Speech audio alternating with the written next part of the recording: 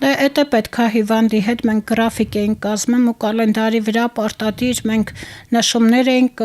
անում, որ որ նա իր լողանալու օրը, որ ինքը կալենդարին նայում էր, լտար էր գրած կողքը, գիտեր, որ այդ օրը արդեն իր լողանալու օրն է, կամ այսինչ օրը պետք է գնանք թոշակը ստանալու, էլի կալենդարի մեջ նշած էր ամսի 4-ին, որ մենք պետք է գնանք բանկ թոշակը ստանանք, տենց պետք է իր հետ աշխատել, բավականին դժվար է, բայց ասեմ ձեզ, երբ որ աշխատանքը տարվում է, իրոք արդյունքը ակնհայտ է։ Այս ընտանիքները մի քիչ զբաղվածություն ավելի շատ ամուսին, երեխաներ, աշխատանք, բայց երբ որ տանը կա խնամակալ, այս հիվանդների հետ աշխատանքը ավելի ճիշտ է կազմակերպվում, եթե հնարավորություն կա, որովհետև այն փոքր երեխաների նման պետք է իրանց հետ նստես, առավոտից իրիկու աշխատես։ Իսկ սափրվել, լողանալ այդ առումով ինչ առանձնահատկություններ կան։ Ասեմ ձեզ, որ ես խնդրել էի իմ պապիկի տղաներին, որ են էլեկտրական պրիբորներից բերեն,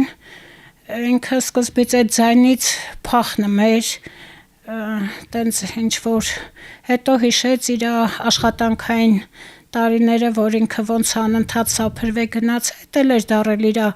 օրվա մի ժամանակը, մի ժամը դրանով էր զբաղված, ինքը գիտեր, որ առավոտվա զավթրիկը արավ, պետք է արդեն զբաղվի իր սափրվելու գործընթացով, հետո կարևոր էր, որ իրանց հիշեցնես հին նկարներով, ահագին հիշողություններ էր առաջանում, ալբոմը հանում էի ու ահագին տենց պատմություններ էր պատմում ինքը, հիշացնում էի իր ընտանիքի անդամների ծննդյան օրերը, քանի որ նրանք Մոսկվայում էին ապրում, որ պետք է այսինչ օրը զանգենք թոռնիկների ծնունդը շնորհավորենք, հարսների մարտի 8-ը շնորհավորենք, կամ հիշացնում էի, որ պետք է քրոջը համարը հավաքի ու զանգի հարցնի քրոջ ոնցությունը։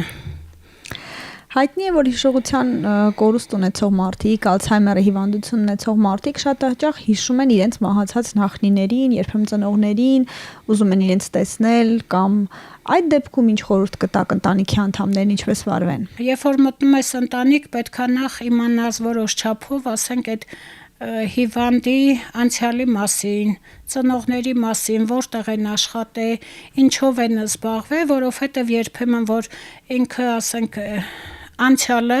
շփոթվում են ներկայի հետ, ու ինձ հարցնում էր, բա մայրիկս ուր է, ես արդեն գիտեի, որ մայրիկը դաշտում է աշխատել, թութունաշար է, ու ես միշտ իրան հանգստացնում էի, որ պապի ջան, բա էսա դաշտում աշխատանքի է, չէ, ձեր մաման կավարտի ու կվերադառնա, ինքը շատ գոհ ու երջանիկ, արդեն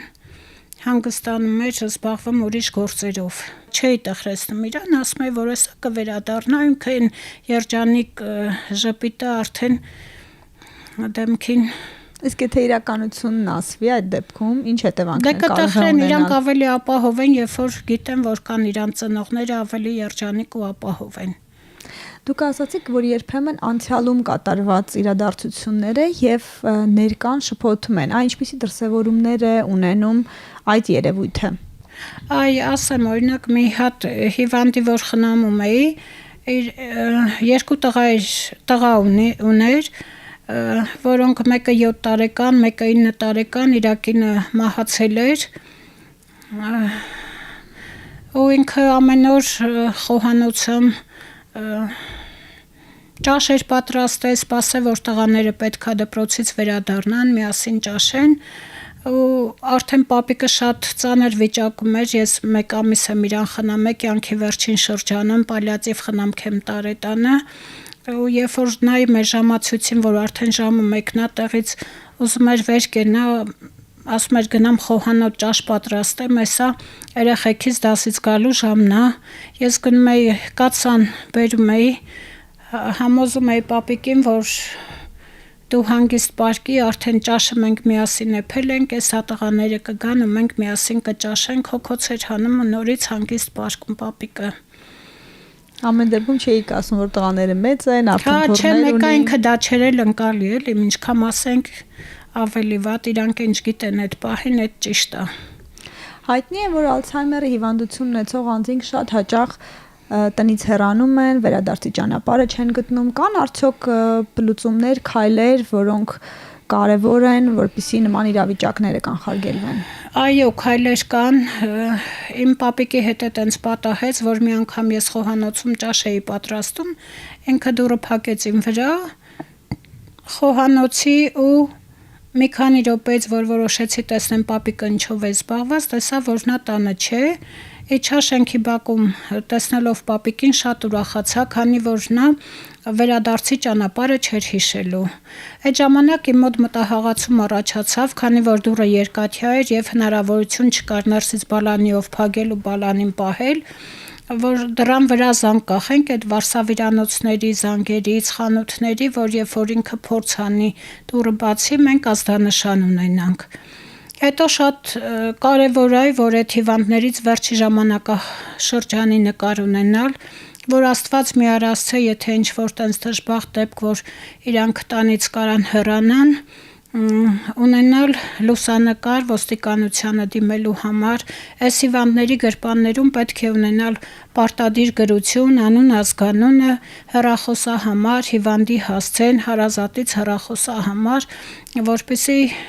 նման դեպքերում կարողանան հիվանդին ավելի հեշտ գտնել։